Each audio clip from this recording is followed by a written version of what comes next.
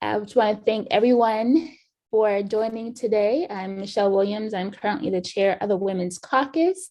So thank you for joining us for the second part of our webinar featuring our 2021 Highest Abstract Award winners. So before we get started, I just wanted to give a little bit of background about the Women's Caucus. The Women's Caucus is an official caucus of the American Public Health Association, and our goal is to focus on women's health issues that are not often talked about. And one of the goals is to keep the conversation about women's health issues going throughout the year beyond just the annual meeting. And therefore, we have programs such as this, where we try to feature the research and practices related to women's health. So we'll have three amazing speakers today in our webinar. And as I mentioned, each of these represents the best of the abstracts that were submitted to our caucus for the 2021 APHA annual meeting. Every year we get well over 150 abstracts just for our caucus. And so these are the abstracts that rose to the top. So we call them the best of the best. And our first presenter will be Dr. Megan Smith. And her presentation is titled Unpacking Suicidal Ideation Completion in Adolescent Girls. And she is the winner of our highest scoring abstract award. Our second presentation will be given by Dr. Martine Shareck, and her presentation is titled Helping Women Exit Sex Work, Outcome Evaluation of the Exit Doors Here program in Toronto, Canada, and she is the winner of the highest scoring honorable mention abstract award. And our third presentation will be given by Morayo Akande, and her presentation is titled Integrated Intervention Development for HIV Prevention Among Transgender Women Survivors of Intimate Partner Violence. And she is winner of the highest scoring student honorable mention abstract award. Please note that we encourage participants to place their questions in the Q&A box throughout the presentations, but we will get to those questions at the end during our Q&A session. Also, during our Q&A session, if you want to actually ask your question at that time, you'll have the option of raising your hand and we can unmute you for you to ask your question. Also, please note that we're encouraging you to evaluate the presentation, and I'll put this link in the discussion in the chat box for you to access the evaluation. So without further ado, we'll go ahead and have our first presenter. All right, good morning, everyone. Thank you so much for being here, or it may be late morning or even afternoon for some of you. It's an honor to be here as part of the Women's Caucus and as part of the session, including amazing speakers who are doing great work. I'm just gonna move my Zoom bar over and get started.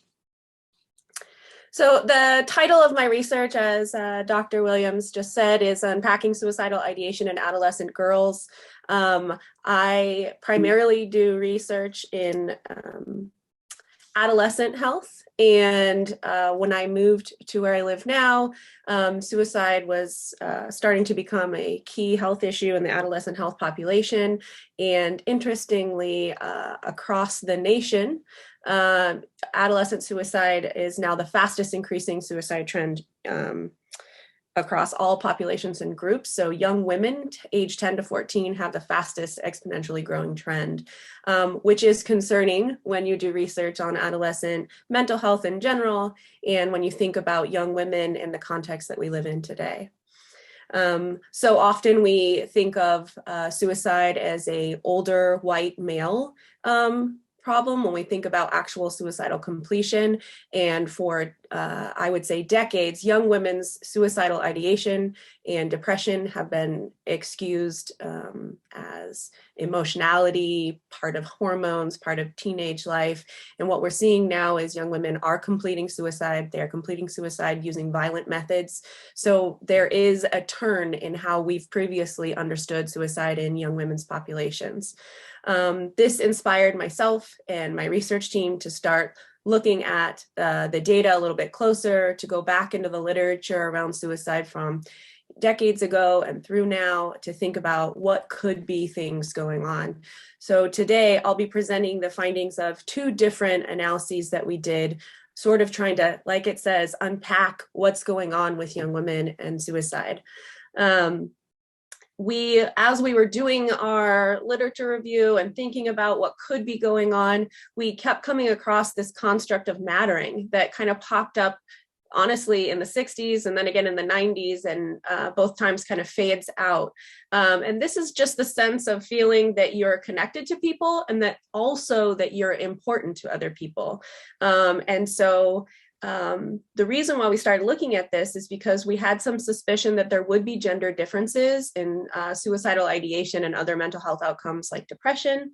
And then we started thinking about mattering. And when we were reading the mattering literature, it's very interesting. Findings were showing that even though mothers had much higher stress and often higher depression, they had lower suicidal ideation, and some people are positing that that could be the mattering impact. So something going on in the gender context of identifying as a woman, having that interdependence in our social networks be protective of suicidal completion. And because it seems like this exponential trend in young girls isn't well explained, despite all the wonderful research going on, we thought, okay, well, this might be a new avenue to sort of think about, like, how does mattering or our social networks play out in adolescence? And then we also wanted to look at potential gender differences. So this was a part of this particular study we did as a secondary data analyses. They were done as part of a larger 5-year longitudinal study done with young people from 5th to 12th grade in a mid-Atlantic state, and our response rate was 85%. The first analyses that I'm going to talk about today, we were trying to predict suicidal ideation status. So we were trying to see what risk and protective factors, what are the patterns in those that might result in a not experiencing suicidal ideation at all, or what we called acute ideation, which is at one time point in the data set, they had ideation, and at another time point, they did not. And then what we called chronic ideation, which was they experienced or self-reported suicidal ideation at all time points in the data that was included in this analysis. So we went ahead and ran logistic regressions to analyze that data based on differences in those 3 groups to see if there were differences in trends. We also did it by gender so that we could look at those gender differences. So the first analysis, the main finding was that young women, as we suspected in our sample, were 2 times more likely to be in the chronic suicidal ideation group than their male peers. I think this is an important finding because, again, we tend to dismiss young women's emotionality as just that, being dramatic. I'm sure you are aware of the drama queen label, and that is different, and we don't hear drama kings very much, right? So there is a gendered notion around this, and what we found really surprised us that it was 2 times more likely to be in the chronic suicidal ideation status. We also looked at some similarities across genders, and in suicidal ideation by gender, we saw that mattering had the most important effect size, which was interesting and allowed us to, or encouraged us to do our second analyses. Also, things that you might expect, so perceived stress, negative peer behavior, low school safety, and low identity, all related to suicidal ideation in the acute and chronic stages, more than the no ideation at all. We also found a few differences across gender, that parental monitoring and electronic bullying impacted girls greater. I think this is some information, it's cursory, but we think that this is related to girls' presence on social media, as that has increased over the last decade. There's something going on with electric bullying and women populations. And then boys had higher suicidal ideation status when they had peer rejection or they used e-cigarettes, which we can also classify as vaping. This is just a quick results. Obviously, I'm not expecting you all to just unpack this really quick in this short presentation, but it's just showing you what I just narratively summarized. So basically, that mattering was hugely important in the chronic stage, particularly for girls as compared to boys. And it shows the patterns that I just described. So then, like I said, we did two. The second analysis is actually the one that was part of this award-winning abstract. Again, thank you to the Women's Caucus. The second analysis, what we wanted to do is dig a little deeper into potential differences across gender, and then to also really look at the role of mattering. So what we did is we ran some interaction models to see, is mattering moderating this relationship between gender and suicidal ideation? So what we found is that, again, the patterns were the same, where girls scored significantly higher than boys in all three of the main things that we think are risk factors. So in stress, depression, and suicidal ideation, girls were much higher. And then we also, in the ANOVA and interaction models, we saw that associations between stress, depression, and suicidal ideation, those were moderated by mattering. So there is something going on with mattering where it's changing. We already kind of agree that stress and depression are highly associated with suicidal ideation. And this study adds to that conversation by saying, if we can increase the sense that adolescents feel that they matter, we can actually make a difference in that association between stress, depression, and suicidal ideation, which is huge. As you know, I get chills sometimes when I talk about this, because right now we know that, the literature review for this was done pre-COVID, right? And so we know that suicidal completion across the nation is increasing in adolescent populations. Just in my own community, we just experienced, unfortunately, 3 completions in the last month. So this is important. And so when we think about the results, I just wanted to kind of unpack those results a little bit more. Again, won't go too deeply into the tables, but you can see that this interaction effect between mattering and stress and mattering depression, both were significant in the model. And what I did then was I wanted to show that so that you could see what it looked like. And basically, I split them into mattering groups. So this was those who felt very low mattering. Mattering group 2 was those who felt like somewhere in the middle of mattering. And group 3 was, okay, I feel like I really matter in my world. And you can see some differences across stress and depression. So I think maybe the most stark difference you can see is right here in the group who matters really high. You can see their higher depression scores are almost non-existent, which means that mattering could be a really powerful way to make sure young people and to protect them from high depression, right? And so when I think about implications for school and other professionals who work with adolescents, I think about the literature around having one important person or lots of important people in your social network that really make sure to let adolescents know that their presence is necessary and important, and to be thinking about how do we meaningfully make those connections for young people. So what that might look like at a school setting, making sure older adolescents feel connected to younger adolescents. And so they can feel like those younger adolescents may rely on them, right? Also connecting those same adolescents. Oh, that's my timer. Also connecting those same adolescents to potential adults that could make sure to be checking on them. And so that they know that they matter to that adult, that their existence isn't just, non-important.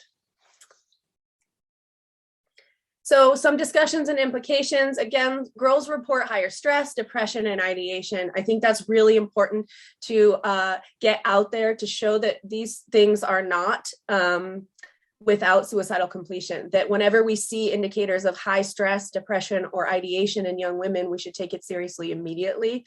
And then mattering seems to be an important moderator for stress and depression in girls, which is, as hard as this topic is, it's a great thing, right? Because it means it's a place where we can try to intervene and prevent future suicidal completion. So girls who feel low mattering also report much higher depression. So increasing mattering, again, through the ways I was just talking about, could be really useful. I couldn't do this research without this incredible research team. My research mentors, Alfgeir Christensen and Mike Mann, and then my incredible graduate students, Josie Bryan, Andrea Hill, and Heather Allen. This research would not be done without them, and I appreciate it as we continue this work into the future. Thank you so much for allowing me to present today. Well, hello, everyone. Thank you for being here this morning. So I'll be presenting an outcome evaluation of the Exit Doors Here program that was implemented in Toronto, Canada. The program aims to help women exit sex work.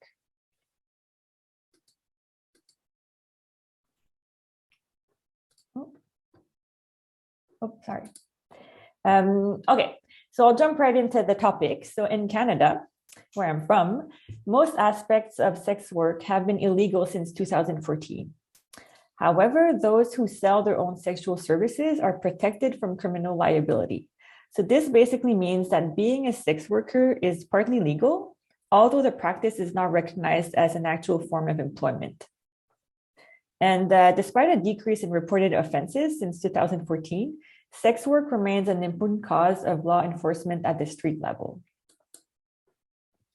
But most importantly, women involved in sex work who wish to exit the trade may face several individual, social, structural, and societal barriers in doing so. These barriers include addictions and mental health issues, unhealthy relationships with others, lack of employment skills, economic instability, and stigma, just to name a few. But on the other hand, there's also facilitators such as social support, which has been found to facilitate and support women to exit sex work. There are different types of programs and interventions that exist to help women exit sex work.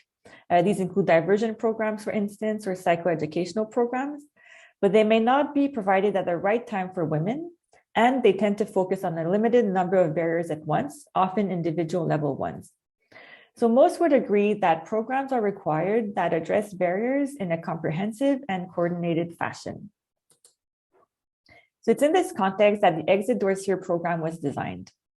The program and its evaluation are both funded by Public Safety Canada until 2022, so next year. And the organization who is implementing the program is Elizabeth Fry Toronto. It's a nonprofit organization that works with women to create meaningful changes in their lives, avoid conflict with the law, and build a sustainable livelihood. So Exit Doors Here is based on the 9-month critical time intervention model, which assumes that individuals' successful and sustainable transition away from high-risk lifestyles requires connections to long-term community-based supports. So in Exit Doors Here, a team of trained social workers and a network of diverse organizations and service providers offer wraparound services and support based on each client's specific needs. So these needs can be related to housing, employment, training, for instance, mental health, as well as family and social support. So as you can see from this figure here, CTI is actually divided into 3 phases of 3 months each, with decreased intensity over time. So as part of phase 1, clients work one-on-one with their case manager to co-develop a treatment plan based on their specific needs. In phase 2, they try out the community supports that were set up for them. And in phase 3, normally, they see their care being transferred from their CTI case manager to community services that they can work with in the longer term. There's also a lot of group activities that are organized, such as weekly information sessions and support group meetings. So in terms of the evaluation, a team of independent researchers, which I'm part of, was contracted to run a process and outcome evaluation of the program. In terms of the outcome evaluation, the overarching question that we were trying to answer was, to what extent can a time-limited sex work exiting program support women in making progress towards reaching their goals and eventually exiting sex work? So we assessed different types of outcomes, which we see as lying along the exiting pathway. So we looked at readiness to make changes in their lives, women's perceived level of social support, the progress they were making on housing goals, pre-employment goals, and income-related goals, as well as their involvement in sex work. So 55 women in total enrolled in the evaluation, and we collected data from 30 to 44 women, depending on the data source. Data came from 2 main sources. First, we had access to administrative charts, which case managers complete every time they meet with their clients. And we also collected questionnaire data with a questionnaire that was administered by trained research assistants at baseline. So 2 weeks, within 2 weeks of women starting phase 1 of the program, and at follow-up about a month after women completed or graduated from the program. Some of the reasons for which we didn't have data from women was that they did not give us access to their notes. They did not complete the program. They had gone MIA. Some were re-incarcerated or incarcerated for first time. And some had to restart the program after being away for too long. So in terms of measures, we had 2 measures that were the data was collected with a validated scale, so readiness to make changes in their lives and social support. For the third measure that you see here, reaching key housing, pre-employment, and income-related milestones, this was defined or designed to capture the different stages that women may go through as they try to exit sex work. So since achieving goals such as housing, pre-employment, training, and income-related goals, since these don't happen overnight, and to really better reflect all of the work that the program team was actively doing to connect women with the relevant resources, we synthesized information from their progress and their closing notes to assess very specific milestones, whether specific milestones had been reached. And I'll come back to what those milestones were back in the results discussion. And finally, we also measured involvement in sex work that was self-reported 1 month after completing the program. So these, in terms of results, this is the sample description. So the sample description actually suggests that the program and our evaluation reached a diverse array of women of different age groups, ethnic backgrounds, although most women were Caucasian, or a lot of women were Caucasian, 9% also identified as Indigenous. And we also had participants with both lower and higher educational levels. Most participants were involved in multiple types of sex work, whereas 1/3 reported exclusively private sex work and 13% reported exclusively street-based sex work. And this diversity in profiles is actually quite interesting because it is different from other programs, which often tend to target very specific populations of sex workers, such as street-based sex workers only or trafficking victims only. Now, in terms of outcome results, pre-post data suggests that only 4% of women progressed in their readiness to make changes in their lives. About 1/3 of women did not see any change, and 16% actually regressed from the contemplation stage to the pre-contemplation stage. This is kind of unexpected, but it could be due to the program not directly targeting this as such. Similarly, only half of participants reported an increase in social support after completing the program, and the other half reported a decrease in social support. So we'll be looking in more detail into these unexpected results. But for the social support question, one of our hypotheses is that the tool that we use to measure social support was very focused on support from family, friends, and in our population, women actually reported being estranged from their family and friends from whom they were hiding the fact that they were involved in sex work. So that might explain this finding. Now, turning our attention to progress on main goals and reaching key milestones, results I would say are quite encouraging. For this analysis, we had access to data from 45 women out of the initial 55, but I'll be presenting results for the subsample of women who chose the selected focus area. So here for housing, at baseline, 61% of women out of 31 were living in unstable housing conditions, such as in shelters or couch surfing. By the end of the program, more than 75% had connected with a housing worker. A little more than half had been referred to outside organizations to help secure housing. And almost 60% of women had secured housing for themselves, which is quite a feat in the crazy Toronto housing market and during the pandemic as well. Now, with regards to pre-employment and training goals, 32 women chose to focus on this during the program. And by the end of the program, about a third of women had either explored their interests with their caseworker, connected with the employment counselor or with external supports, signed up for a volunteer position, or signed up for entrepreneurial programs such as the My Startup program, which supports women who want to start their own business. Now, fewer women chose money and finances as an area of focus, but it doesn't mean that money wasn't a shared concern, because in fact, by the end of the program, more than 50% of all women enrolled in the evaluation had applied for financial assistance. And all of those who wanted help with filing taxes were referred to a tax clinic.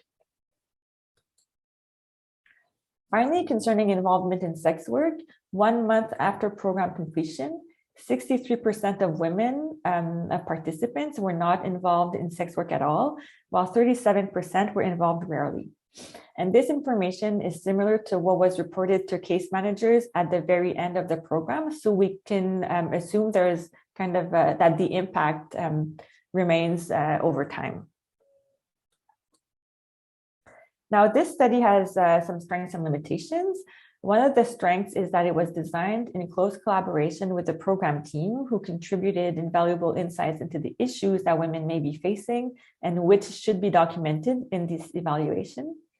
And by combining different types and sources of data, we also got to grasp in a more nuanced way the multiple steps through which women may go through to progress towards a sustainable livelihood and eventually exit sex work. The short follow-up is a limitation, however. We all know that exiting sex work and the steps to get there are very long processes. So ideally, we would have multiple waves of follow-up data to see how things evolve and whether or not this type of program helps women reduce or stop entirely their involvement in sex work in the long run. But overall, I think our findings show that the program succeeded fairly well in doing what it aimed to do, which was to connect women with different types of supports to ultimately help them be better equipped to exit sex work. This evaluation study also allowed us to reflect on the CTI model of intervention itself. So CTI was originally developed to support populations that are quite well circumscribed, both in space and time. For instance, it was developed to help homeless people move from shelters to stable housing. But we found the CTI model to be a bit too strict and rigid for the population of women that we were working with. They are quite a transient population, they're hard to reach, and in this case, they were spread across a large geographic area. So we conducted a fidelity assessment, and we also discussed this with the program team quite a couple of times. And our discussions ultimately made obvious or suggested that the program might need to be adapted to the individual and contextual specificities of the target population to allow more flexibility, such as by extending phases, because 3 months might be too little time to actually do the work that needs to be done with this kind of population. I also wanted to say a word on COVID-19 implications, both in terms of sex work and for programs that aim to help women exit the trade. So the pandemic, as we know, further highlighted the need to address multiple issues which marginalized populations are facing in a more integrated fashion. So during the pandemic in Canada, at least, sex workers basically had two options. They could either risk their health by continuing to work, or they could stop working and risk falling into poverty and even more. In Canada, most emergency supports, such as governmental financial support, were not available without declared employment or home address. So that was deemed very highly problematic. For the program itself, the program never stopped during COVID, but it turned to a virtual format. And we found that there were both negative and positive impacts, actually. So on the negative side, there were increased costs and resources that were needed for the program, such as Zoom licenses, so the program could keep functioning. And the program team also observed inequalities in terms of women's access to stable phone and internet connections to join the meetings, which impacted their involvement with the program.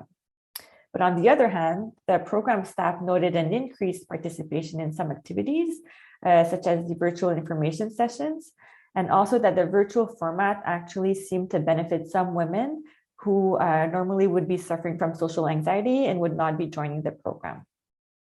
So all in all, just to conclude, this evaluation reinforces the necessity to adopt an intersectoral approach to sex work exiting programming to ensure that the multiple intersecting determinants of health are addressed and to really help women exit the trade. So thank you for your attention, and I'll be happy to answer questions at the end. Thank you.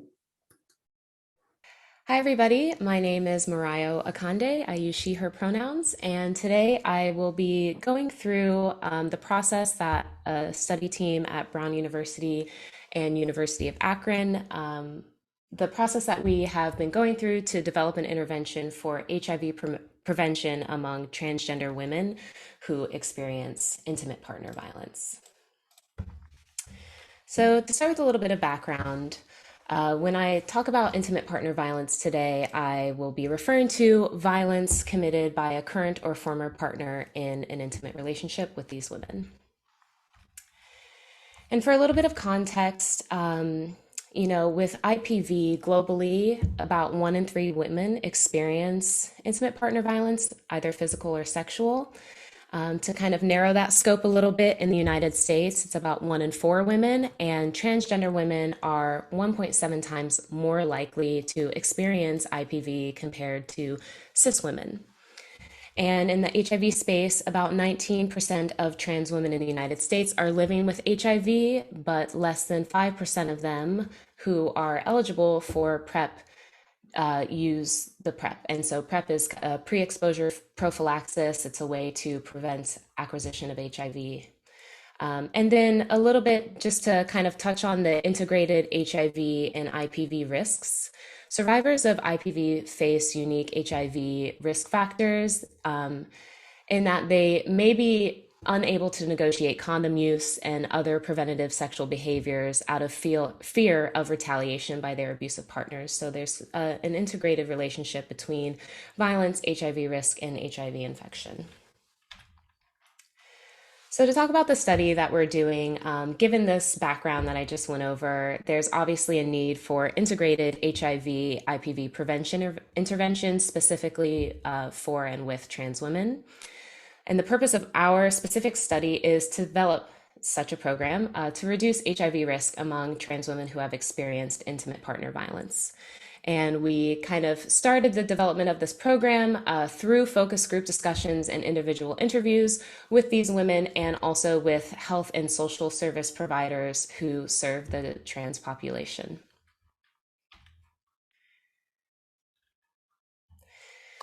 So the focus group discussions that we did, as I mentioned, we conducted both with service providers and with women from the community. We had 3 focus groups each, and they were all about 90 minutes. And we had a total of 9 providers and 11 women participate. And our focus group themes that we kind of touched on in each discussion were IPV and survivorship, risk for HIV, empowerment, and then we also kind of gave a draft intervention framework we were working on, and we asked for very explicit feedback. So I'm going to go through some of the emerging themes from our focus groups, and I'll start with the providers.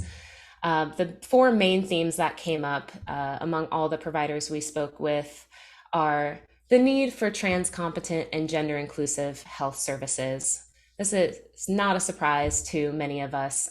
There are a lot of barriers for accessing care and a lot of subpar care for people from disenfranchised communities, including the trans population.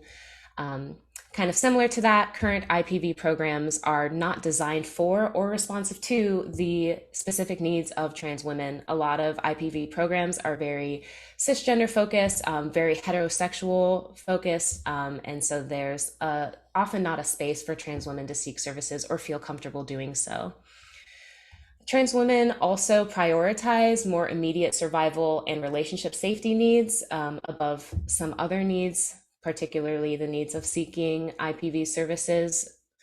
And the last theme that came up among providers was the need to establish trust before discussing such a sensitive issue as IPV within our program. So I wanted to highlight one quote from a provider that kind of touched on the need for more competent programming. One provider said, "A big thing is not being able to access services where people can get support around negative experiences they've had during sex work, because the normal response is like, well, that's your fault because you can just not be doing that." And this kind of highlighted this broader theme about sex work and also other just general stigmatization that this community faces daily. It's hard for them to seek services because often the response they get is victim blaming. They're blaming the person for having what did you do to deserve this violence against you. And I'll speak a little bit more about that when I highlight the results from the women's focus groups. But just to kind of wrap up the provider focus groups, the 4 themes that I kind of mentioned that each discussion went through, I just wanted to highlight some of these key findings from providers, particularly the normalization of IPV. This population has a chronic history of rejection and violence, and also a lot of experience with cyclical relationships, both with abusive partners and also with services who are not providing adequate care. Lots of risks for HIV. We found that providers felt like women in this population were well informed about HIV and STIs, but were less likely to prioritize their own safety and reduce risk behaviors for HIV, either because there were other more pressing issues or there wasn't a lot of support around them trying to prioritize their sexual health. For empowerment strategies that we asked about to try to incorporate into our program, obviously the basics, pronouns and gender affirmation cues, always trying to be cognizant that, we are treating and addressing people the way they want to be treated and addressed, and also trying to decrease the power differential between provider and patient. All the providers kind of talked about this and encouraged us to consider this when conducting our intervention. And then for our framework, again, just need to establish trust, need community support, and also take a more positive approach. So we actually kind of incorporate some more positive, sex positive messaging in our intervention rather than just focusing solely on, don't do this and don't do that. So we're trying to take a more empowerment approach. And then one more quote just about the normalization of IPV. One provider said, "What I've seen with older trans identified women, like the 50+ range, is the violence they've experienced is stored, half expected, or just assumed that it's part of their life, like it's no big deal. They minimize it frequently or just sort of skip over it. And it seems to me like there's just an understanding of unspoken bad things that they have happened, but also it's to be expected because of the life that they lead." So now I'm going to talk a little bit about the themes that came up with our focus group discussions with trans women. 4 broad themes. Trust is a big issue. Must establish trust in order to talk about such sensitive issues. Information, training, and tools needed for providers. This is kind of directly aligned with the need for more trans competent services. So they want to make sure that the people offering this intervention are informed. They talked a lot about the stigma that they face in their everyday lives, as well as the history of IPV and abuse, both intimate partner kind of violence, but also childhood abuse experienced within the family, so more domestic violence. And just highlighting kind of those key findings within the 4 themes of our focus group. Stigma came up a lot, judgment came up a lot, and under the risk for HIV, they talked a lot about the desire to be loved and how condomless sex felt like a way to express love. And I'll kind of share that now with some quotes. So one quote that stuck out that kind of encapsulated this concept of trust. One woman said, "It starts with a team in a safe environment where people can really feel comfortable to let that guard down, and for somebody of knowledge that's been through some shit to speak on it." And another woman said about stigma, "For me, for violence, that's a really touchy situation because don't nobody want to say they've been hit, or don't nobody want to say that they're being abused by their significant other and someone that's supposed to love them." This is quite common among people who experience violence. It's shameful, and to have somebody who's supposed to be your partner, your support system, perpetrating violence against you is a really hard thing to admit and to seek services for.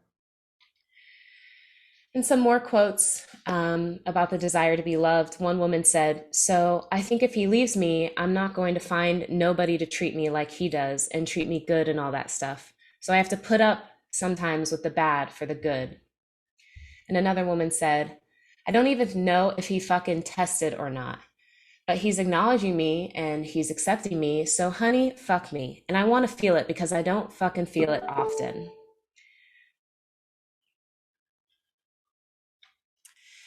One more quote I thought was important to highlight about the chronic history of trauma and violence. One woman said, "Sometimes we don't know if we're getting abused.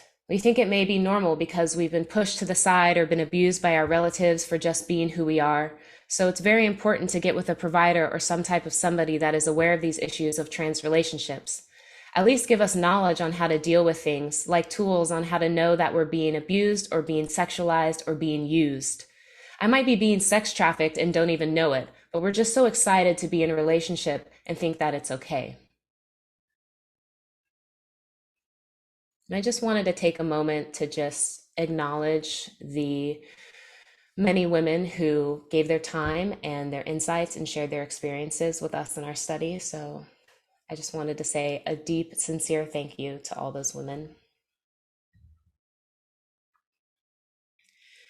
So what do we do with this information? Very quickly, we are currently in our intervention piloting phase. We have a 2-session intervention as well as 2 booster sessions. So session 1 is to kind of establish that rapport, try to build trust, and give some more general information about HIV and IPV. And then the second session is to specifically work with individuals one-on-one to create an empowerment plan that identifies risks within their own lives and also comes up with strategies for how to make it through some of the barriers they face daily. And then the booster sessions will happen at 1 and 6 months, just to kind of review their empowerment plan and see where they're at. And just a huge thank you to everyone who participated in the focus groups, as well as our community partners. We could not have done it without these amazing people, as well as our academic partners and study team. And there's nothing to disclose, so thank you so much. I look forward to your questions, and yeah, please feel free to reach out if you are interested in learning more. Thank you.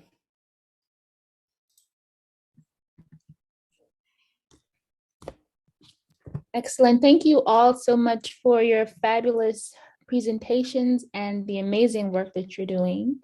So now we'll go into some questions and answers. We did have a good question. It looks like we're having a great discussion with Dr. Smith's work. And if anyone else would like to ask a question, please feel free to use the raise hand button and I will unmute you so that you can ask a question. Martine, go ahead. You can. Yeah, I can ask one. Well, thank you for these 2 very, very interesting presentations. My question is for Megan. I was just wondering, I'm not very familiar with how mattering is measured. So perhaps you could speak about that. And also I was wondering if there's any follow-up studies that are planned, perhaps more qualitative work to unpack what mattering actually means and mattering to whom and what kind of relationships should be aimed for? Yeah, so I can, that's a big question, but I'll try to get it all. So first, mattering in this particular study was measured using Elliott and Gau's 2004 interpersonal mattering scale, which has 3 subscales within it: importance, responsibility, and awareness. So basically they're looking for, do I feel important to other people? Are other people aware of me? And then that responsibility piece. So do other people kind of rely on me? And so that's what we've used in this particular study. We are, of course, the curse of secondary data analysis is that you don't have all full control, right? So like I said, this came from a larger mental health study that didn't necessarily have suicidal ideation on its brain. So we are in the process of working on that. It does take lots of community partnership and trust building, because when you go into schools, for instance, and talk to young people, both parents and schools are a little hesitant about you talking about these types of subjects, and some of the risk and protective factors themselves are pretty hard for people to accept, to ask young people. But we are working on that both at the college age level in a retrospective study, because we started there because we thought it might be easier to start asking these qualitative questions. And then we are also working with a few schools. I now live in Idaho State, and we are definitely in crisis here before the pandemic, and then the pandemic definitely unfortunately amp that up. So adolescents are in crisis, so more people are willing to look at this and interested. And so we're starting to work with middle and high schools around, thinking about all these risk and protective factors, both at the survey and in focus groups and in individual interviews. We're trying to kind of get all the different types of data sources and get young people talking about it. So the work is developing, and I, obviously, as all of us do, we're all studying really important things. It just feels like you're, chasing the fires. Thank you.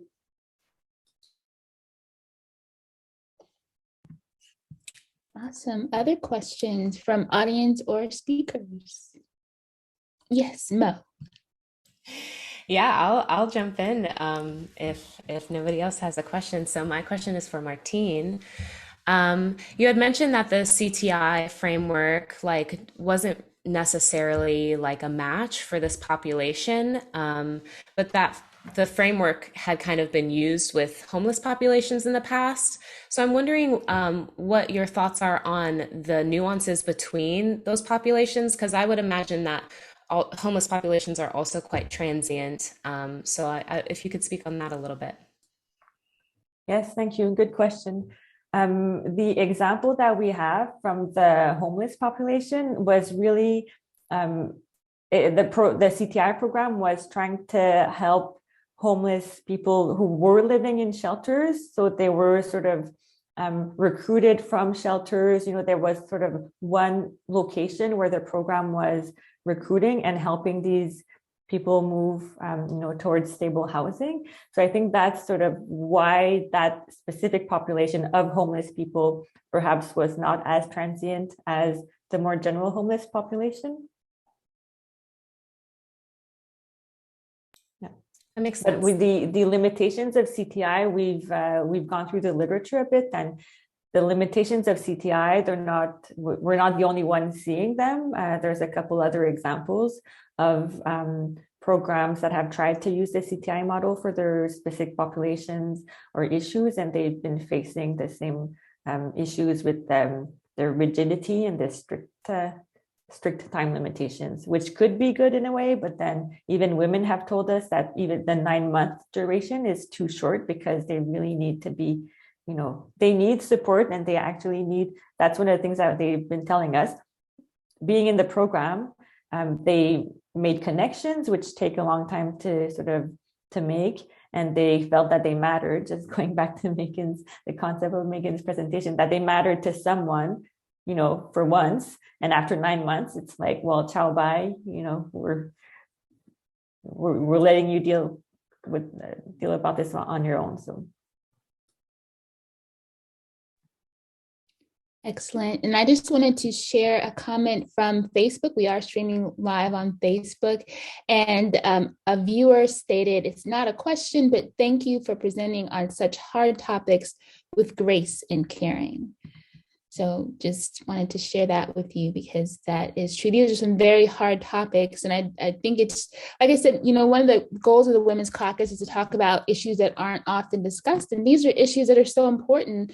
Like Dr. Smith mentioned, oh my goodness, you had 3 completions within the last month, I believe you said. I mean, this is the things that we have to talk about. It can no longer be taboo that we don't discuss these issues and have these types of interventions in place. With sex work, we have to just do better, right? We can't just keep pretending that we don't know that it's a thing, an issue. And I was listening to NPR this morning, and they were talking about, that police are still arresting children who are involved in sex work. And it's like, you're not looking at them as victims, but then we do have these programs where women are choosing that, but it's, we have to do better, basically. I can't say it as elegantly as you all can, but it's just, I'm passionate. Yeah, I'll note too, the focus in my presentations was really honing in on young people who identify as a girl or a woman in our self-report. But that is one of the ways that we're expanding too, since I just want to highlight for folks that we know that young people who identify as bisexual or have transgender identity, those people are even at a higher risk of adolescent suicide. So I just want to highlight that even though this presentation, this kind of study is on young women who identify as women, folks with sexual and gender minority status have much higher rates of adolescent suicidal completion and are much more likely to feel alienated given the COVID circumstances too. So we can imagine that their rates are also growing. So I just wanted to, as we're mentioning that is also important to recognize. Excellent. It looks like we have a question in the chat, and then we also have another question from Facebook. So the question in the chat is, first a statement. Thank you all for your great presentations. Dr. Shareck, could you speak to entry or recruitment to exit door program? Meaning, is this a court diversion program? If so, how might this affect your research? Yes, thank you. It's actually not a court diversion program. So recruitment was done in multiple places. There were self-referrals. So sometimes women would just hear about the program through flyers that were posted like all over Toronto. So they would just come in, by themselves. There were referral by practitioners, so perhaps a psychiatrist or in shelters where they would get services from other community organizations. And there was a lot of outreach done. So there was one caseworker that was just present in multiple places at multiple times, just trying to inform women about the existence of the program and ask them if they were interested in being recruited. So that's why I think we had a very diverse group of women, lower education level, high education level, all types of sex worker, which also perhaps makes it not more difficult, but a bit more complex to design a program that fits this whole diversity. But I think I actually see it as a strength as well. Excellent. And so the question from Facebook is, when working so hard in areas that are so heart heavy, what are some things that keep you going? Was there anything surprising that you learned during your research that inspired you to keep going when things got hard? That's a great question.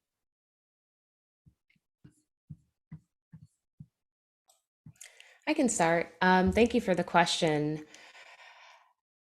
First and foremost, it's just the people that we work with and how inspiring they are, moving through the world with all these barriers that are set up particularly for them to fail.